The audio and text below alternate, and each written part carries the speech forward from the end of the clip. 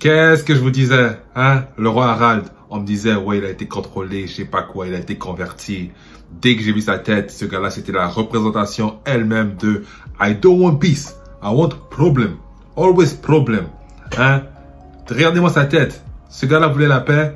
Non, moi, il m'a pas eu. Il m'a pas eu et maintenant, on le voit. Par contre, il avait un flow pendant sa jeunesse, hein. Ça on va se le dire. Bonjour tout le monde, ici c'est le pilier du vrai qui te revient avec une petite review du chapitre 1152. Et si tu connais la chaîne, tu sais qu'on fait seulement ça quand les chapitres sont vraiment marquants. Du moins pour moi. Et ce chapitre-là, franchement, masterclass. Parce que si l'arc Elbaf a créé quelques discords dans la communauté, quelques sceptiques. J'en ai rien à foutre de Ymou. J'en ai rien à branler d'elle.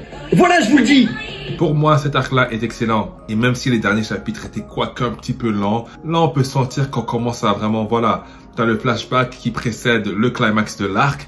Et je suis prêt, mais le 1152 nous a donné beaucoup d'informations et beaucoup de théories. Le personnage de Gaban continue à nous montrer sa personnalité, continue à nous montrer son aura, son flow, et ce, même en convalescence. Et grâce à lui, on comprend que le personnage de Zoro, jusqu'à ce jour, n'est même pas conscient qu'il avait le HDR. Parce que même si ça avait été mentionné par Kaido sur Onigashima, et même durant son combat contre King, le personnage de Zoro semble surpris par cette nouvelle. Je ne sais pas si vous vous rendez compte de la dinguerie, c'est-à-dire que Zoro a battu King sans même savoir qu'il utilisait son Haki des rois. Donc le mec n'a pas fini d'évoluer, les gens s'attendaient à un nouveau power-up. Et bien, comme Gaban nous le dit, ton Haki ne te sert à rien si tu n'es pas capable de le maîtriser. Et bien, une fois que Zoro sera capable d'utiliser consciemment son Haki des rois, c'est GG, le mec atteindra un nouveau palier, à vous d'en décider. Mais en tant que fan de Zoro, j'étais moi-même ravi parce que l'interaction avec Gaban met quand même en place une évolution chez le personnage qui va se remettre en question. C'est la première fois depuis très longtemps, j'ose dire c'est la première fois tout court que quelqu'un remet en question les capacités de Zoro à être le bras droit parfait pour Luffy. Et comment parler du bras droit sans mentionner le bras gauche? Lorsque Gaban remarque qu'il y a un autre Mugiwara capable d'utiliser le Haki des rois, eh bien Sanji s'excite et va tout droit vers Gaban, lui poser la question directement. Il dit ça comme ça, Jinbei et Zoro ne peuvent plus continuer à me voler la vedette. Je vous l'ai déjà dit et je vais le répéter, Gaban et Sanji sont deux personnages complètement différents. Et même si je pense que la plupart des gens vont voir ça comme le foreshadowing que Sanji aussi aura son Haki des rois, je pense que Gaban ici là lui a annoncé la mauvaise nouvelle que non, je ne sens pas ce Haki chez toi. Par contre, ça ne veut pas dire qu'il ne sera pas spécial. Cette scène, si je l'ai compris de la bonne façon, me rappelle un peu ce que Sanji disait à Usopp. Je suis spécial à ma façon, je ferai les choses que tu ne peux pas faire. Et tu es spécial à la tienne, tu feras les choses que je ne peux pas faire. Je pense encore une fois que Sanji, son évolution en tant que combattant ira ailleurs. Mais ce n'est pas impossible. Maintenant, certains éléments ont été mis en place et disons que si jamais il devait son Haki des rois, eh bien je serais moins surpris même si je reste sceptique. Pour ce qui est des théories, bien qu'on n'en fasse pas souvent sur la chaîne, eh bien deux d'entre elles ont été validées. La première, c'est que le roi Harald, bien sûr, c'était un mec qui voulait les problèmes. Après, est-ce qu'il y a eu une évolution? Est-ce qu'il y a eu un moment où est-ce que le roi Harald a changé d'avis? C'est possible, mais jusqu'à maintenant, pas sûr. En tout cas, on va découvrir. J'espère que le flashback ira droit au but. Mais c'est ça, le roi Harald nous a paru comme frauduleux. Et c'est confirmé. Ja Rule, tu restes le GOAT. Et je sais pas si les mecs en réalisent que Ja Rule a à peu près la même taille que Loki. Bref, la deuxième théorie, c'était comment faire face à l'immortalité du Gorosei ou des chevaliers divins. À voir si c'est la même chose.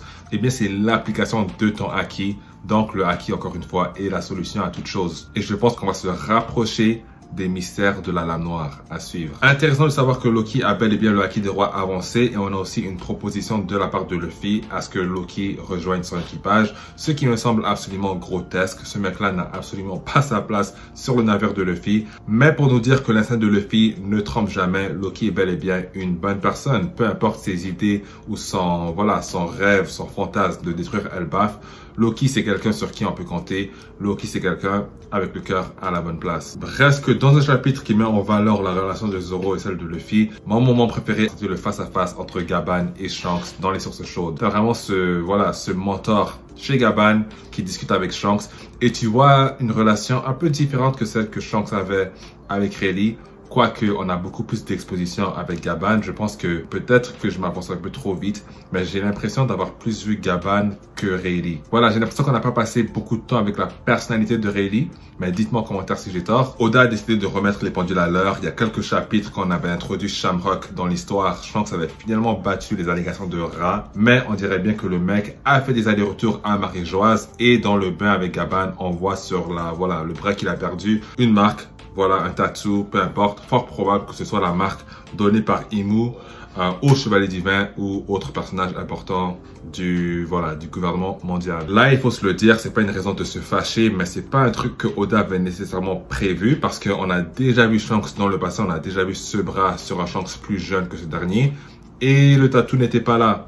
Donc, soit Oda a décidé de retcon le truc pour que, voilà, la perte de bras en début d'histoire soit plus convaincant, ou bien c'est une marque qu'il a eue après, pendant son adolescence, après la mort de Roger. Tout est possible.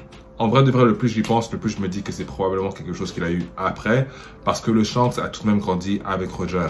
Mais là, la dinguerie. Question rapport de force, question agenda. Roger, qui a gagné tous les sondages que j'ai fait récemment, ok? Comme j'ai dit, ce gars-là va falloir ouvrir son dossier. Plusieurs ont souligné dans son sondage contre Big Mom que le mec a dû voler les poneglyphes. Maintenant, est-ce que c'est assez pour dire que Big Mom est plus fort que lui? Non, moi je ne suis pas dans ce train-là, mais j'écoute l'argument. D'accord? Si on veut les problèmes, j'écoute l'argument.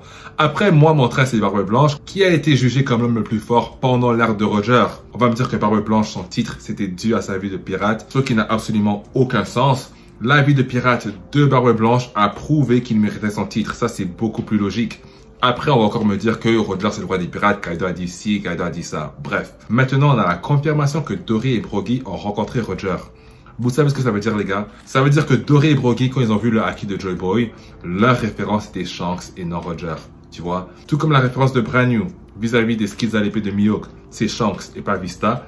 Et bien là, c'est pareil. La référence que Dory et Brogy ont voulu utiliser pour jauger le haki de Joy Boy, c'est le haki de Shanks et non celui de Roger. Là, on va parler de Roger malade, je sais pas quoi. Bref, c'est juste pour ouvrir les débats, c'est juste pour ouvrir la discussion. Le chapitre était incroyable, les gars. Je vous retrouve en live ce samedi. N'oubliez pas de laisser un pouce bleu, laissez en commentaire ce que vous avez pensé du chapitre. Et puis, on se dit à la prochaine, à la plus.